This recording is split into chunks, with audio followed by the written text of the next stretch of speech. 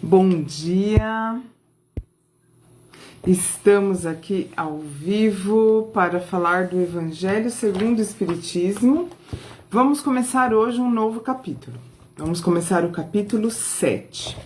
Então, antes, vamos fazer uma prece, vamos elevar o nosso pensamento, vamos procurar nos distanciar das dificuldades materiais, das dificuldades que nos rondam nesse mundo de provas e expiações, das situações práticas de nossa vida que muitas vezes nos deixam ansiosos,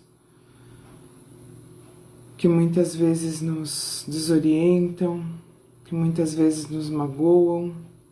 Vamos agora nos afastar de tudo isso, buscar conexão com a espiritualidade elevada, buscar conexão com as palavras de Jesus, tão consoladoras, tão cheias de luz. Vamos acerenar as nossas emoções, acalmar os nossos pensamentos, para que seja possível essa conexão. Vamos agradecer por mais um dia de vida, por mais uma oportunidade de falar, pensar, fazer, sentir coisas boas. Que assim seja.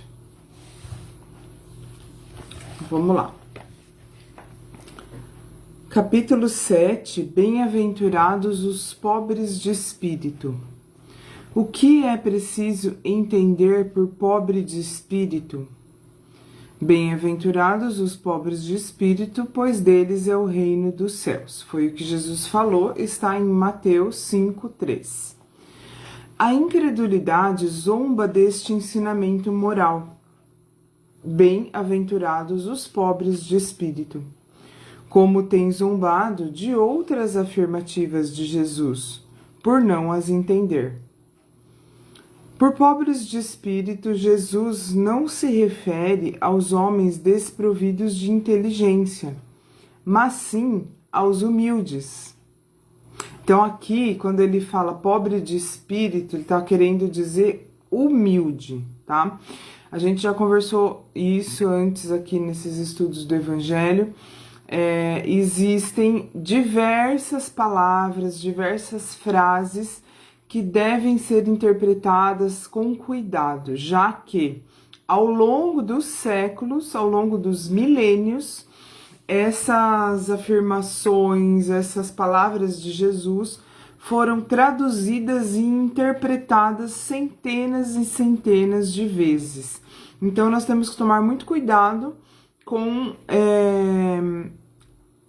traduções, com compreensões ao pé da letra. Nós temos que ter um raciocínio lógico em cima das palavras, tá? Então a gente tem que buscar o sentido delas e não apenas a tradução literal. Até porque os evangelhos foram escritos em numa língua, o hebraico antigo. Não sei se todos foram escritos no hebraico antigo, mas a maioria com certeza, que já não existe mais.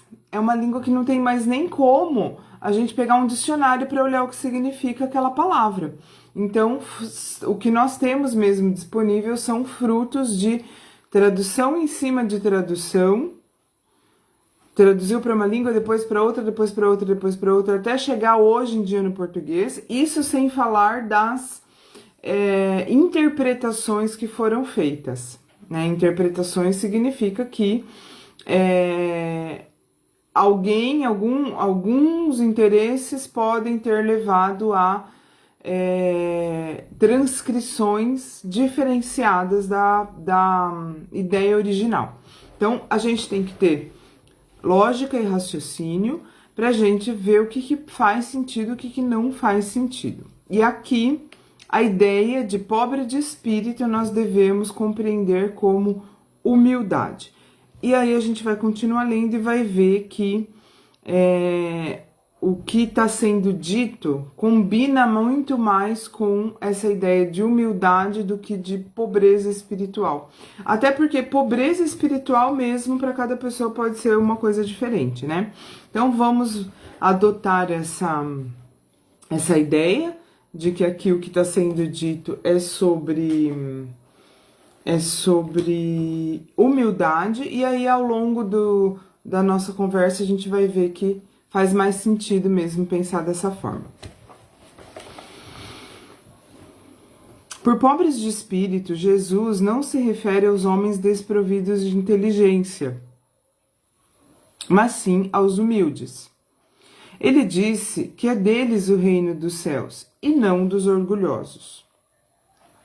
O homem de ciência e de cultura, segundo o mundo, geralmente tem uma opinião tão elevada de si mesmo e de sua superioridade que olham as coisas divinas como aprendizes para merecer sua atenção. Preocupados somente com eles mesmos, em suas vaidades, não podem se elevar até Deus. Então, quando a pessoa fica muito presa a ela mesma, a sua vaidade, apegada, né, a determinadas situações materiais, ela não consegue sentir Deus, ela não consegue se elevar a Deus, como diz aqui, usando as palavras que estão aqui. Então, retomando aqui, os homens de ciência e de cultura, segundo o mundo, geralmente têm uma opinião tão elevada de si mesmos, se acham, né, soberba, e de sua superioridade. Então, a pessoa, ela tem muito conhecimento, que não significa que ela tenha sabedoria, mas o fato dela ter muito conhecimento faz com que ela se sinta superior às outras pessoas, a maioria que tem menos conhecimento. Olham as coisas divinas como desprezíveis para merecer sua atenção. Parece crendice, né? É tratada como crendice, é tratada como algo de pessoas que é feito a pessoas ignorantes. Preocupados somente com eles mesmos, em suas vaidades, não podem se elevar a Deus. Essa tendência de se acreditarem superiores a tudo e a todos os leva a negar forçosamente o que, estando acima deles, poderia rebaixá-los e a negar até mesmo a divindade.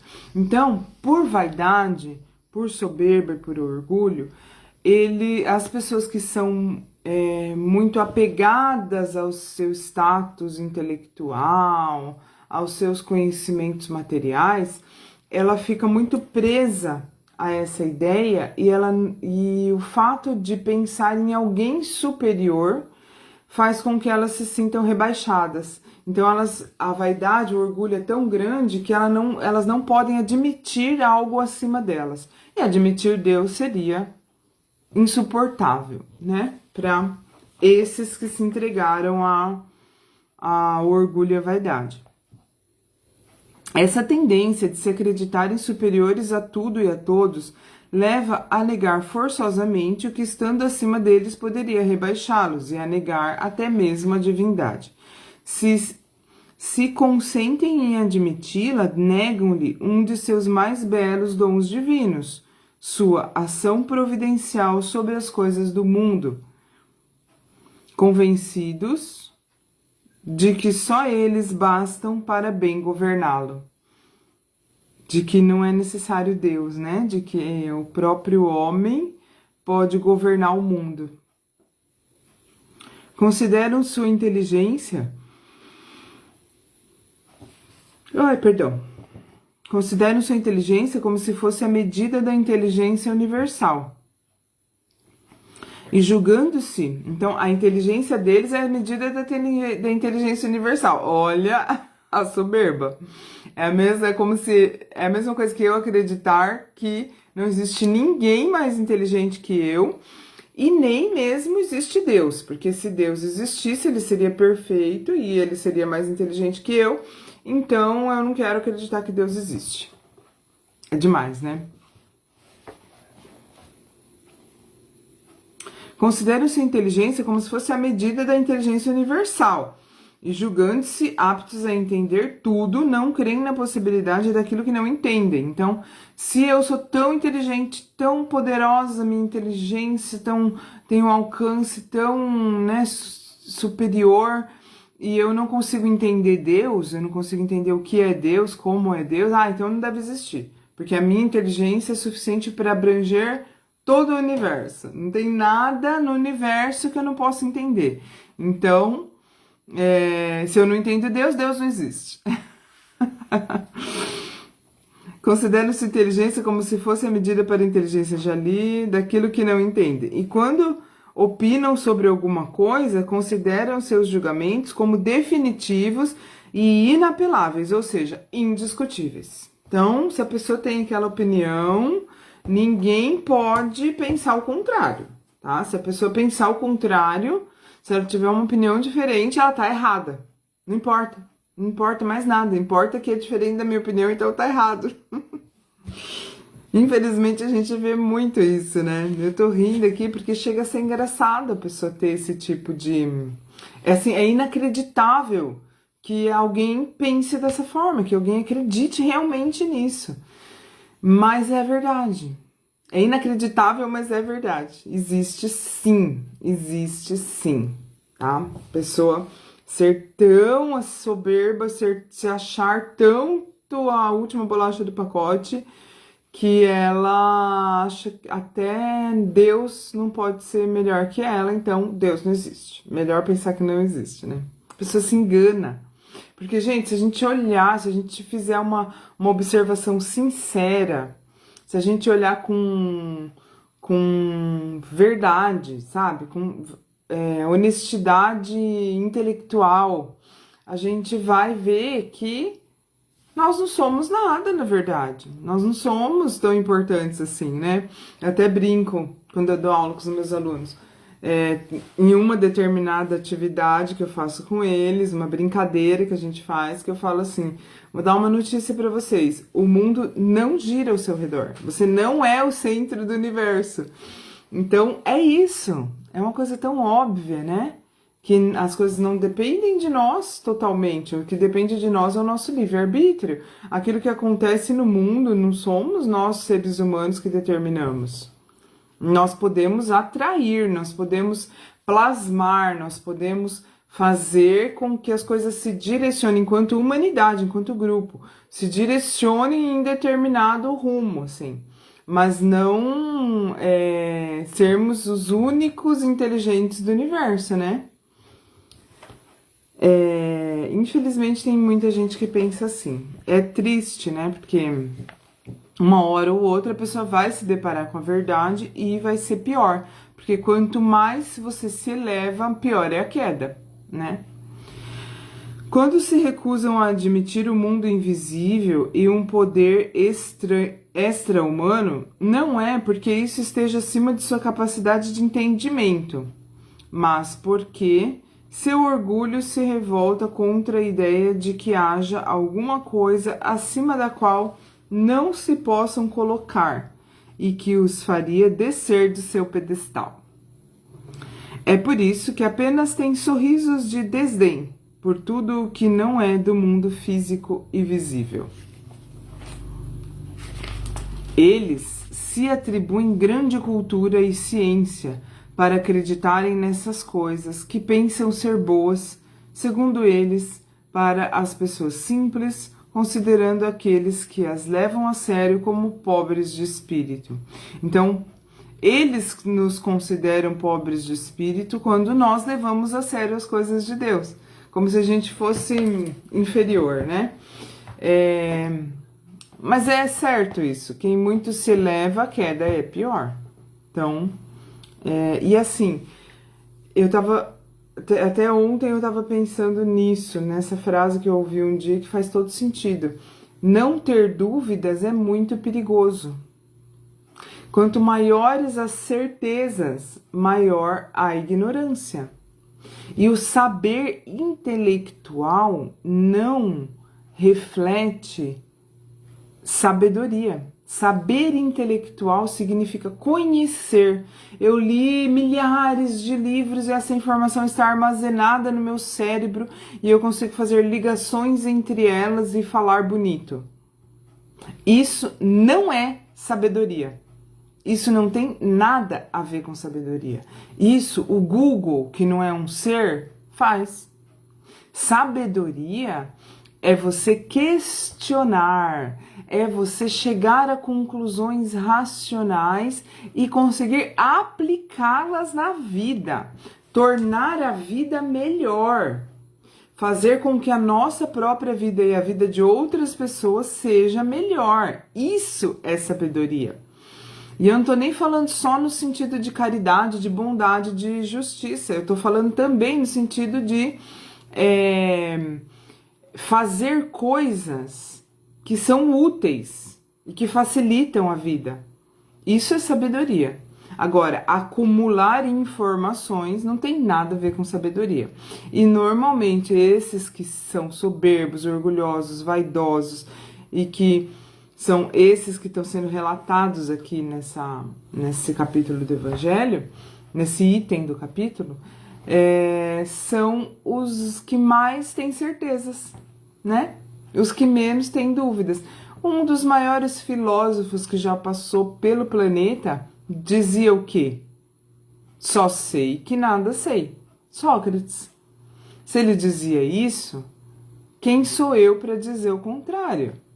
Aliás, como que a gente faz quando a gente quer se achar ao máximo? Quando a gente quer achar que a nossa inteligência está acima de tudo? Quando a gente quer achar que a inteligência humana é a única coisa que serve e que aquelas informações que eu adquiri são suficientes para que a minha inteligência seja reconhecida, seja considerado um grande sábio? Como que fica? Como que fica diante de sábios verdadeiros que disseram, só sei que nada sei? O que eles vão dizer? O que esses que se acham o topo da cadeia intelectual dizem diante disso? Que Sócrates também não existiu? É bem capaz, eu não duvido que eles possam dizer isso. Que Sócrates também não existiu, ou que ele não era tão bom assim, que o que ele falou não deve ser levado em consideração. O quê? Ou que ele quis dizer outra coisa, o que vai dizer? Né? É engraçado, eu acho muito engraçado isso. Entretanto, digam o que disserem, forçosamente entrarão como todos os outros no mundo invisível que ridicularizam. Então, depois do que desencarnar, todo mundo vai ver que o mundo espiritual existe. Que não é um túmulo para a alma também, para o espírito, né? Um túmulo é para o corpo. Acabou o corpo, acabou a encarnação. A vida continua. A vida continua. A eternidade nos aguarda. Nós não vamos morrer. Então, isso vale para quem acredita e para quem não acredita. O duro é que quem não acredita vai ficar relutando, vai ficar querendo ficar perto das coisas materiais, vai ficar querendo ficar perto do corpo, das pessoas que conviviam aqui na Terra, e aí vai ter dificuldades extremas depois do desencarne. Já aquele que enxerga o mundo espiritual, que vê que ele existe, vê no sentido de acreditar, né? Tem fé, pela lógica mesmo. Como eu já disse outras vezes, o Espiritismo ele não nos pede uma fé irracional. Pelo contrário, não faz sentido fé que não seja raciocinada no Espiritismo. A gente só acredita, a gente só tem fé naquilo que faz sentido, para lógica, para razão, tá? Então, quem já tem ou fé no mundo espiritual, ou humildade, mesmo que a pessoa não pense nisso, não estude sobre isso, não saiba o que pensar a respeito, não pare para pensar a respeito do mundo espiritual, mas ela tem humildade, que ela não se acha a última bolacha do pacote, ela não se acha acima do bem e do mal, ela acha que pode existir coisas melhores e mais inteligentes que ela, coisas, seres, pessoas, Deus, essa não vai ter tanta dificuldade. O problema é quem não acredita no mundo espiritual e aí desencarna e vê que ele existe. Daí quer ficar revoltado, relutando contra essa realidade. Daí é muito mais difícil. Porque até, afinal, né, são pessoas que ridicularizam o mundo espiritual e daí se veem nele. Aí fala, nossa, e a vergonha? E a humildade que tem que ter para dar o braço a torcer? É difícil. É aí que seus olhos serão abertos e que reconhecerão seu erro. Ou ficarão bastante tempo relutando contra, até que um dia vão reconhecer o erro. Porém, Deus, que é justo, não pode receber da mesma maneira aquele que desconheceu a sua majestade e aquele que se submeteu humildemente às suas leis, nem dar a ambos um tratamento igual. Ao dizer que o reino dos céus é para os simples, Jesus quer dizer que ninguém é lá admitido sem a simplicidade do coração e a humildade de espírito. Como nós já conversamos aqui também, está no livro Nosso Lar, uma das coisas, né, que a gente pode tomar como exemplo está no livro Nosso Lar. Que a mãe de André Luiz, ela tinha uma situação na encarnação simples.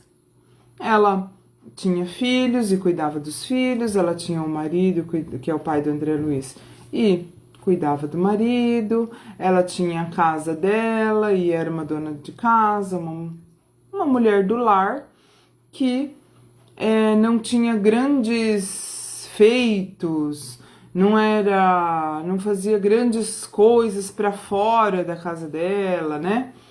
Mas depois, e aí ela era traída pelo marido, enfim, diversas situações que se a gente olha pelos olhos da carne, se a gente olha do ponto de vista desta encarnação, a maioria das pessoas olharia para a encarnação dela e falaria, ai, coitada, ai, tá se dando mal.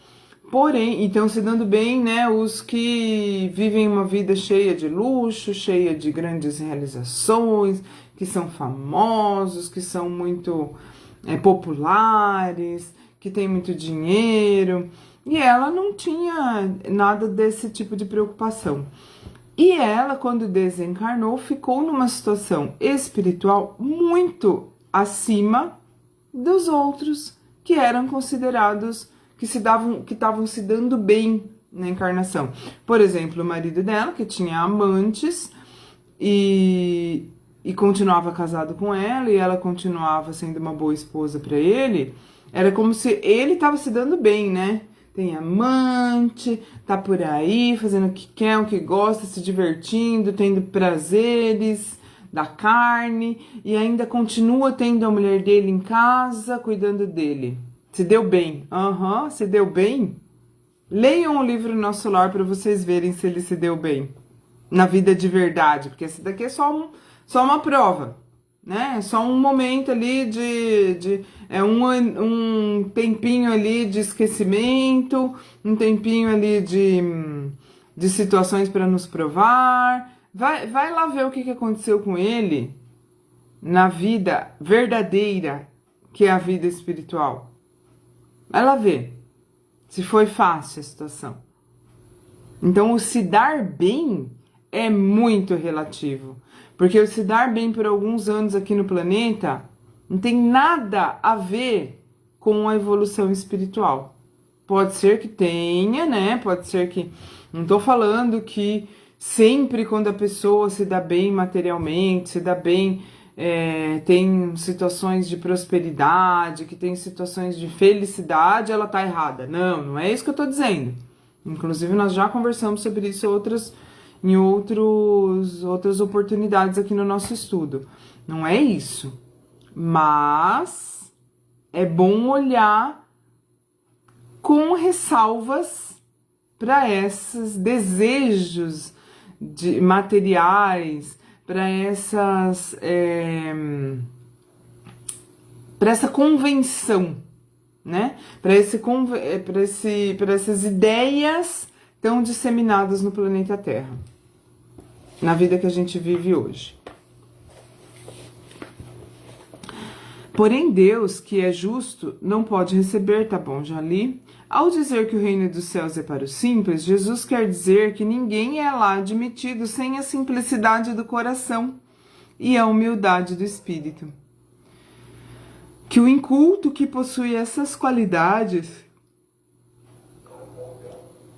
será preferido e não o sábio, que acredita mais em si mesmo do que em Deus. Na verdade, aqui está usando o termo sábio, mas está falando o intelectual, o inteligente, o que tem muitas informações gravadas, né? Tipo o Google. Esse não é sábio. Aqui está usando essa palavra, mas sabedoria significa outra coisa, tá? Mas vamos usar aqui, vamos ler da forma como está aqui e a gente interpreta, porque a gente tem capacidade e inteligência para isso, certo? Que o inculto que possui essas qualidades será preferido, e não o sábio, entre aspas, o inteligente, né? Que acredita mais em si mesmo do que em Deus. Jesus sempre colocou a humildade entre as virtudes que nos aproximam de Deus, e o orgulho entre os vícios que nos distanciam dele. Isso ocorre por uma razão muito natural. Enquanto a humildade é um ato de submissão a Deus, o orgulho é uma revolta contra ele. Mais vale, pois, para a felicidade futura do homem, ser pobre de espírito no sentido do mundo e rico de qualidades morais. Então é isso, pessoal. Muito obrigada. Vamos finalizar com uma prece, agradecendo pelos recursos tecnológicos que nos permitem nos conectar com aqueles que têm interesse nas nossas falas, nos nossos estudos. Na verdade, na fala de Jesus, que nós somos aqui apenas um instrumento. Muito obrigada, Senhor, por essas conexões. Muito obrigada por essas possibilidades. Muito obrigada pela nossa saúde, pela nossa perfeição, pela perfeição espiritual que um dia atingiremos. Que assim seja. Pessoal, ótimo dia, até amanhã.